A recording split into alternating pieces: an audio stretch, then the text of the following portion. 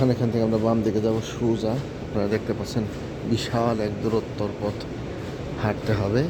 তো রাস্তার তো এর মাঝে অনেকগুলো এসকেলেটর দেওয়া আছে, যেটার উপর দাঁড়ালে আমাদের রাস্তাটা অনেকটা হাঁটার পথ কমিয়ে দেয়।